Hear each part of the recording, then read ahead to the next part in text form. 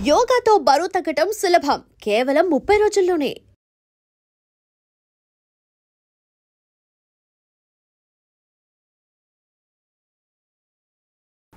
మీ first మూవీకి ఇప్పుడు present చేసే మూవీకి రాజా రవీంద్ర గారిలో వచ్చిన మార్పు ఏంటి అంటే ఏం చెప్తారు? తెల్లగడ్డం. జాస్ చర్వేశ్వర గారు బొచ్చుడిపోయింది అన్నారు, మీకు తెల్లగడ్డం వచ్చేసింది అన్నారు. సరే, పర్సన్ వైజ్గా చెప్పారు. యాక్టింగ్ వైజ్ చూసుకుంటే అంతే, మనకి అక్కడ నేర్చుకుని ఏదో డెవలప్ అయిపోవాలి అలాగే ఉండదు. అలా ఉండుంటే వాటికి మంచి క్యారెక్టర్ ఆర్టిస్ట్ అవుతున్నామో. అలాగే ఉండదండి, డెవలప్మెంట్ ఉండదు అంటే ఏజ్లో తేడా తప్ప. మీ మీ కెరీర్ గ్రాఫ్ ఒకసారి అంతా ఇక్కడ గ్రాఫ్లు అవన్నీ వేసుకోవడం. అదే నేను విన్నాను, అలీగఢ్ షోలో మీరు మాట్లాడింది, అంతకుముందు మీ షోస్లో మీరు మాట్లాడింది నేను విన్నాను. అంటే నాకు అనిపించింది ఏంటంటే మీరు లైఫ్నే సీరియస్గా తీసుకోలేదా, లేదా పర్టికులర్ కెరీర్నే సీరియస్గా తీసుకోలేదా? అవసరం లేదు కదా అని పెద్దగా పట్టించుకోలేదు. అంటే నాకు రమణ మహర్షి గారు అంటే బాగా ఇష్టం. చిన్నప్పటి నుంచి అట్ ది ఏజ్ ఆఫ్ 10 నేను ఫస్ట్ టైం ఆశ్రమానికి వెళ్ళాను. నిజమా? నేను ఇప్పుడు వెంకటేష్ బాబు గారు మీరు కలిసి రమణ మహర్షి గారు దాంట్లో ఉన్నారని అనుకుంటున్నాను. లేదు, అప్పటి నుంచి ఉన్నారు. మా ఫాదర్ మా మదర్ కూడా బాగా ఇది ఫస్ట్ టైం నాన్నగారిని జిన్నూరులో ఉంటారు. నిజంగా నాకు చాలా ఆశ్చర్యకరమైన విషయం. ఆర్జీవి గారు తిరుపతి వెళ్ళి పైన పట్టు కండువ ఇలా వేసుకుంటే అందరూ ఎంత ఆశ్చర్యపోయారు. రాజా రవీంద్ర గారు ఆర్జీవి గారితో పోల్చొద్దులేండి. నా ఉద్దేశం అంత షాకింగ్ అంటే అంత పెద్ద ఆయనతో వద్దని. అంటే అంత ఇది లేదు మనకి, అంటే మాట్లాడే ఎబిలిటీ లేదు, ఆయనకు టాలెంట్ లేదు, అది వేరేలేండి. ఆయనతో పోల్చుకోండి. సరే సరే, అయితే సో నేను నిజంగా అంత షాక్ అయినా. అంటే అప్పటి నుంచి మీరు అంటే అప్పటి నుంచి అంత ఇదిగా ఉండేది కదండి. నేను ఈ సినిమాలో యాక్ట్ చేసినప్పుడు చెన్నైలో ఒక్కడనే ఉండేవాడిని. ఓకే, ఆఫీస్లో ఒక్కడనే ఉండేవాడిని. అప్పుడు విపరీతంగా ఆయన పుస్తకాలు చదవటం, ఆశ్రమానికి వెళ్ళటం అయ్యింది అనమాట. అంటే ఇక్కడ మనిషిగా పుట్టడం అద్భుతం కదా మనకి. అవునండి, డెఫినెట్గా. అప్పుడు అందులో మళ్ళీ కెరీర్లని అవతలోడి గురించి మనకి ఏది ఉందో అది. నాకు ఇప్పుడు మీరు పిలిచారనుకోండి ఇంటర్వ్యూ 11 అంటే 11కి వచ్చేస్తా. అది ఎలా చేస్తానన్నది తర్వాత విషయం. నాకు ఏ వచ్చో అది చేస్తా. సినిమా కూడా అంతే అండి, ఎప్పుడు 5 నిమిషాలు లేట్గా ఎప్పుడు వెళ్ళా, ఎప్పుడు ఒక రోజు మొత్తం షార్ట్ రాకపోయినా ఎప్పుడు ఎవరిని నేను బ్లైండ్ చేయాలి అడగలే. ఎందుకంటే అందులో కష్టం ఉంటుందండి. ఎవరైనా ఊరికే పిలిచి కూర్చోబెట్టి మనకు డబ్బులు ఎవరు కదా, ఆ సిచ్యువేషన్ బట్టి మనకు షార్ట్ రాదు. షార్ట్ రాలేదని ఇరిటేట్ అయ్యే ఆర్టిస్ట్ని చూస్తే నాకు నవ్వు వస్తుంటుంది. ఎందుకంటే అక్కడ జరిగేది వేరు, మనకి ఇమేజ్ని బట్టి ముందు మన షార్ట్లు తీసి పంపేయాలి అలా ఉండదండి. ఒక డైరెక్టర్కి ఒక క్రియేటివిటీ ఉంటుంది, అది ఆలోచిస్తూ ఉంటారు. నేను ఈ విషయం ఎంత చెప్తున్నా అంటే అది సిచ్యువేషన్ బట్టి దాన్ని బట్టి ఎప్పుడు ఎవరైతే ఫాలో అవుతారో వాళ్ళకి ప్రశాంతంగా ఉంటారు మెయిన్. ఇప్పుడు కెరీర్ గ్రాఫ్ అంటున్నారు కదా, అది ఎలా వస్తుందంటే అండి ఇదే ఫైనల్ కాదండి. ఇప్పుడు మనకన్నా ముందు ఎంతోమంది మహానటులు ఉన్నారు, ఇవాళ లేరనుకోండి, వాళ్ళ గురించి చెప్పుకోవడానికి ఏం లేదు. పబ్లిక్ ఎలా మన గురించి ఏమనుకుంటారు అన్నదాని మీద మానేసండి, మన గురించి మనం ఆలోచించుకోవడం అంటే ఇవన్నీ పెద్ద అనిపించాయి. మేబీ నేను రేపు వదిన బిజీ ఆర్టిస్ట్ అవ్వచ్చు అవ్వకపోవచ్చు, ఏదైనా ఒకటే. నాకు అది లైఫ్ని సీరియస్గా తీసుకోవట్లేదు, ఎంజాయ్ చేస్తున్నారంటారంటే అది నేను చెప్పలేను. ఎందుకంటే ఎవ్రీ సెకండ్ ఎంజాయ్ చేద్దామని, అంటే లివ్ ఇన్ ప్రజెన్స్లో ఉందామని ఆలోచిస్తా. జరిగిపోయిన వాటి గురించి జరగదాని గురించి ఆలోచించడం ఇష్టం. అది వైరేకం కాదు. ఇప్పుడు మీరు నిద్రపోయారండి, మీరు ఎవరో తెలుసు మీకు, అంజలిని ఐ డ్రీమ్ అని ఇంత పెద్ద యాంకర్ అని మీకేం తెలియదు కదా, తెలియదు కదా. కానీ మీరు చాలా హ్యాపీగా ఉన్న ఫీలింగ్ ఒకటి ఉంటుంది మీకు. అది నిద్దట్లో కల వచ్చింది అనుకోండి, అందులో మీరు పెద్ద హీరోయిన్ అనుకోండి, సమంత గారిలో 10 సినిమాలు చేసేస్తున్నారు. సరే, మీరు ఒక్క మూవీ ఇప్పించినట్టే లేదు కానీ పెద్ద సమంత లాగా అంత పెద్ద. సరే, మధ్యలో మళ్ళీ వేషాలు అడిగేకండి నన్ను, అది సందరితే చాలు మీరు. కానీ ఇప్పుడు కళ్ళలో మీరు ఉన్నారు, మెలుగు వచ్చాక అది పోద్ది. మనకు 3 అవస్థలు ఉంటాయండి. ఇది జాగ్రత్త అవస్థ అంటారు, 2 నిద్రావస్థ, 3వది నిద్రావస్థ అంటారు, సుషుప్తి అంటారు దాన్ని. అంటే డీప్ స్లీప్. ఇంకోటి కళ. ఓకే. ఈ మూడాటిలో మనం 3 డిఫరెంట్గా ఉంటుంది పరిస్థితి. కళలో మీ ఒరిజినల్ మీరు ఉండరు, ఒక సంబంధంలో మీరు యాక్ట్ చేసేసి డ్యాన్స్ చేస్తుంటారు. ఇప్పుడు మీకు మిగిలిన ఉన్న నిద్దట్లో మీరు ఎవరో మీకు తెలియదు. ఈ 3 అవస్థల్లో ఒకటి కాన్షియస్గానే ఉంటుంది కదా, లేకపోతే 3 అవస్థలు మనకు తెలియదు కదా. ఆ కాన్షియస్నెస్ ఏంటి? అది మీలో ఉంటుంది, నాలో ఉంటుంది, అందరిలోనూ ఉంటుంది, కుక్కలో ఉంటుంది, పురుగులో ఉంటుంది, అన్నిట్లో. అది ఎలా అంటే ఇప్పుడు ఈ కరెంటు వల్లే లైటు, ఫ్యాను, ఏసీ ఇన్ని తిరుగుతూ ఉంటాయి కదండి. కరెంటు వేరే కాదు, ఒకటే అది. అలాంటి ఎనర్జీ ఉంటుంది. ఆ ఎనర్జీ లేని రోజుని బాడీ తీసేయండి అంటారు, కానీ రాజారాణి తీసుకెళ్ళి శ్మశానం తాగలేండి అని ఎవడ అంటారు. మీరు ఎంత పేరు సంపాదించినా, అది బిల్ గేట్స్ అయినా బాడీని తీయమంటారు కదా అంటారు. మరి దానికోసం ఎందుకంటే ఇంత ఇది ఆరాటం, ఇది ఈ పదవులు సంపాదించాలి, మనుషులు మోసాలు చేసేయాలి, ఏదో చేసేయాలి. ఎవరి గురించి వాళ్ళు ఆలోచించడం మానేసి చేయటం వల్ల ప్రాబ్లం వస్తుంది. రమణ మహర్షి గారు చెప్పింది ఏంటంటే, నిద్దట్లో నువ్వెవరో నువ్వు తెలియదు, మెలకువలో నువ్వెందుకు ఈ బాడీ నీది దానికి ఒక పేరు పెట్టుకుని ఆనందం అన్నదే మన ఒరిజినల్ స్టేట్ అండి. దాంట్లో నుంచి బయటకు ఎలా వస్తున్నామంటే, ఈ మెలకు రాగానే మనం నేను రాజారవీంద్ర అనుకోవటం కానీ స్టార్ట్ అవుతుంది ప్రాబ్లం. మీకు మెలకు వచ్చాక కూడా మీరు ఆలోచించి మీ పేరుతో మీరు ఐడెంటిఫై అవ్వకుండా ఎక్కువసేపు ఆలోచించారంటే ఒక స్టేట్లో ఉంటారు. అది నిద్ర నుంచి మెలకుకి వచ్చి మధ్యలో మీరు 5 minutes అన్నా అలా ఉంటే మీకు డే అంతా చాలా క్లారిటీ ఉంటుంది. ఎలాంటండి, ఇది వైరాగ్యం వీళ్ళందరినీ వదిలేయాలి కాదండి, మన పని మనం పర్ఫెక్ట్గా చేసుకుంటాం. ఇప్పుడు మీరు ఇంటర్వ్యూ చేస్తున్నానండి, కానీ నేను అని నా ఐడెంటిఫికేషన్ నాకు ఎక్కడి నుంచి వస్తుంది అన్న దాని గురించి ఆలోచిస్తుంటుంది. మీకు అంజనేని ఒక ఐడెంటిఫికేషన్ మీ లోపల నుంచి వస్తుంది కదా, అది ఎక్కడి నుంచి వస్తుందని ఆలోచిస్తే మిగిలిన బయట కూడా ఉండవండి. ఇప్పుడు చూసి పరిస్థితులు చూస్తే చాలా దారుణంగా ఉందండి. ఎలా అంటే, ఇప్పుడు లేసామండి, పూజ చేసుకుంటాం ఒక భక్తుడిగా. పూజ అంటే రమణ మహర్షి అంటే ఇష్టం అండి. పూజలో ఏం లేదండి, పూజ ఇనీషియల్ స్టేజ్, పూజలో ఏం లేదండి, ఇనీషియల్. ఇప్పుడు వాళ్ళు నేర్చుకోవాలి కదా.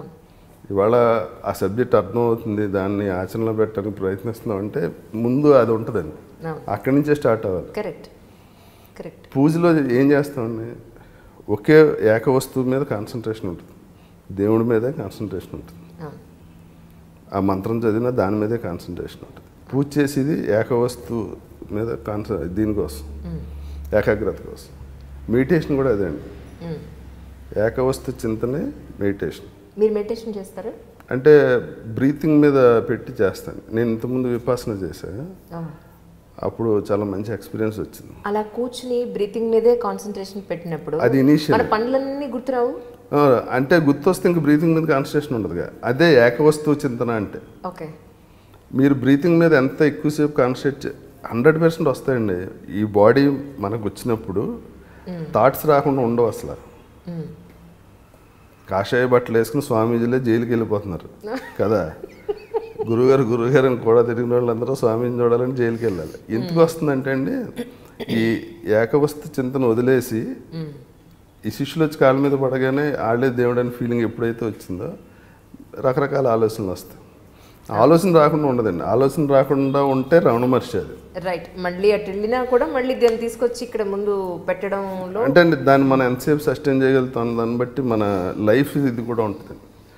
ఇప్పుడు మీ జాబ్ ఉందండి, మీరు అంజలి, మీరు మీ ఫ్యామిలీ, మీ పిల్లలు, మీ పేరెంట్స్, ఈ రెస్పాన్సిబిలిటీస్ ఉంటాయి, హస్బెండ్ ఇవన్నీ. అట్ ద సేమ్ టైం మీరు జాబ్ రెస్పాన్సిబిలిటీ ఉంటుంది. నేను ఇవన్నీ వదిలేసి బ్రీతింగ్ మీద కాన్సన్ట్రేట్ చేస్తానంటే అది జరిగే పని కాదు. నేను అనేది ఏంటంటే, ఇవన్నీ కరెక్ట్గా ఏ క్యారెక్టర్ అది పర్ఫెక్ట్గా చేయాలంటే ఇది ఉండాలి మెయిన్. అప్పుడు మీకు క్లారిటీ వస్తుంది. అంటే ఇక్కడ ఓకే వాళ్ళకి ఏముంది అది అంటే అటాచ్ అవ్వరు అనమాట. తామరాకు మీద నీటి బొట్ల ఇప్పుడు మీ పాప ఉంది, దానికి ఏదైనా ప్రాబ్లం ఉంటే మీరు అది సాల్వ్ చేశారనుకోండి, చేసేస్తారు. ఈ ఇది లేదనుకోండి, మనకి ఆధ్యాత్మిక ఇది లేదనుకోండి, తనకు వచ్చిన కష్టం అంతా మనకే అనుకుని అటాచ్ అయిపోయి వాళ్ళతో పాటు మనం ఏడ్చేసి వాళ్ళకి దెబ్బ తగిలితే మనం ఇది అయిపోయి దెబ్బ తగిలితే ఏం చేయాలి? ఇమీడియట్గా హాస్పిటల్ తీసుకెళ్ళి అలా తగ్గాలని ఆలోచించాం తప్ప ఆ పెయిన్ మనం తీసేసుకుని దానివల్ల దాని పెయిన్ తగ్గదు.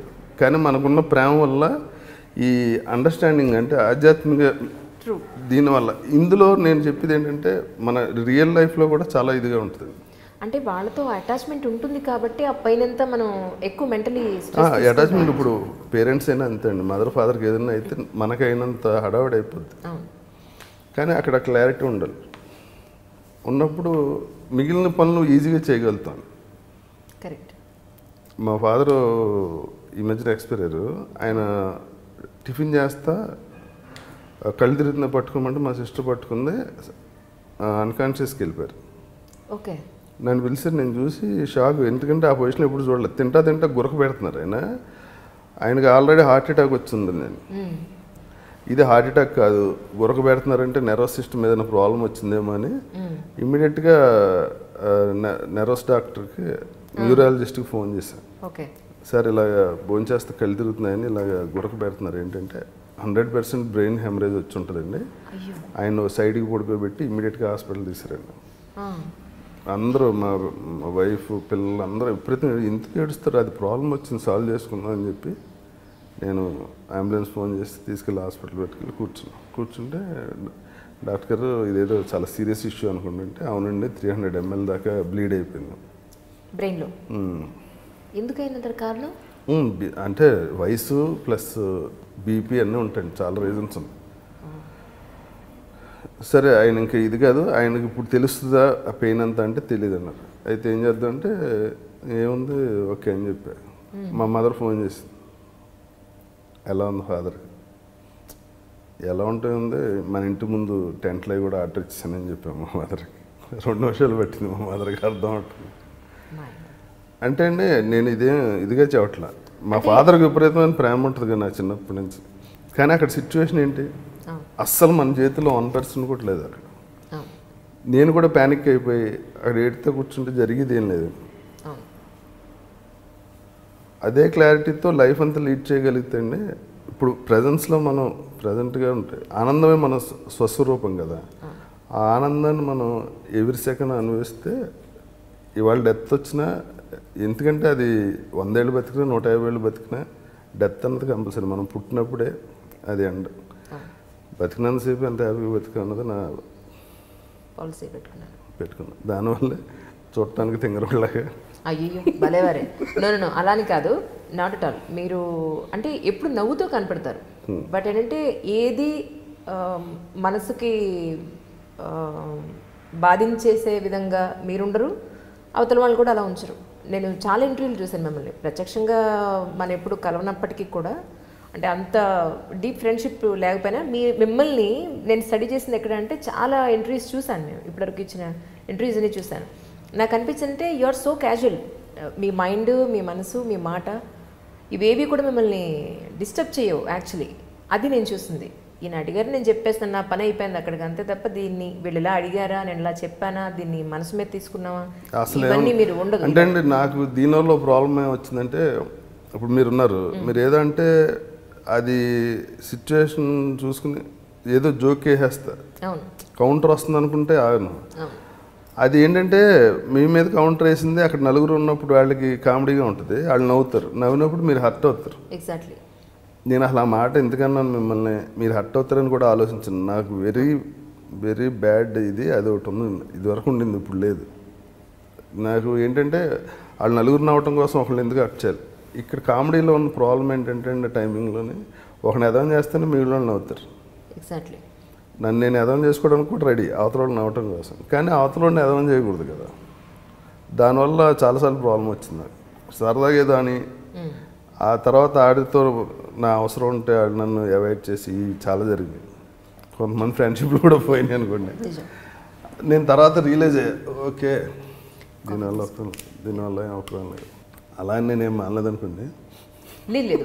నా ఉద్దేశ ప్రకారం ఏంటంటే మనిషికి మన మాట ద్వారా కానీ మన చేత ద్వారా కానీ అవతల వాళ్ళు మనతో పాటు ఉన్న రిలేషన్ని కట్ చేసుకోవడము, లేదంటే మనతో మాట్లాడకుండా ఉండడము, ఆ ఇంటిమెసీ మన మీద చూపించకపోవడం వల్ల డెఫినెట్గా కొంత కాకపోతే కొంతైనా ఎందుకు ఇలా జరుగుతుంది అన్న ఆలోచన ప్రతి మనిషికి వస్తుంది. దానిలోంచి ఒక మార్పు వస్తుందేమో అనేది నేను అనుకుంటున్నాను. ఐ డ్రీమ్స్లో భక్తి ఛానల్ పర్సనల్ డెవలప్మెంట్ ఛానల్ పెట్టారు. మీకు ఎలా అర్థమైందా? మన ఇద్దరం అలా వెళ్ళిపోతున్నాం. లేదు లేదు, మళ్ళీ వెనక్కి వస్తాను. అవును, మీ నాన్నగారి విషయంలో అంటే సర్జరీ చేస్తే ఏమి ఇంటర్నల్ బ్లీడ్ అయిన దానికి ఏమి కాదన్నారు? బ్రెయిన్లో ఇంటర్నల్ బ్లీడ్ అయ్యాకండి అవన్నీ దెబ్బతినేస్తాయి. బ్లీడింగ్ రాకూడదు కదా సిస్టంలోకి. వైరస్ ఎంటర్ అయినట్టుగా అటు బ్లడ్ బ్లీడ్ అయిపోతే వాటి పని అవి చేయలేవు కదా. ఓకే, మాట పోతుంది, చూపు పోతుంది అని చెప్పారు అన్నీ. ఇంకా అంటే ఆ స్టేజ్లో ఉన్న బెడ్ మీరు ఆర్గాన్స్ అని డొనేట్ చేశారా? లేదు, తనకి షుగర్ బీపీ అన్నీ ఉన్నాయి. సో ఐ ప్రాబ్లం కూడా ఉంది, అందుకని. And for more videos, please subscribe to iDream. Please subscribe to iDream. Please subscribe iDream. And please subscribe to iDream. For more videos, subscribe to iDream. please like, share and subscribe to the channel. Congratulations, iDream. Subscribe to iDream. Subscribe to iDream. So subscribe to iDream Media. iDream team andarki huge congratulations. Please subscribe iDream Media. Please subscribe to iDream. Subscribe iDream. Please subscribe to iDream. iDream అంటే నా కళల ఛానల్ను subscribe చేసుకున్న నోరు తిరుగుతలేదు, మీరైతే గంట గుర్తు కొట్టండి. For more such videos, please subscribe to iDream. Subscribe to iDream. Please subscribe to iDream. Please subscribe iDream Media. Please do subscribe to iDream. Please subscribe to iDream Media. For best entertainment and information, please subscribe iDream. And don't forget to subscribe to iDream.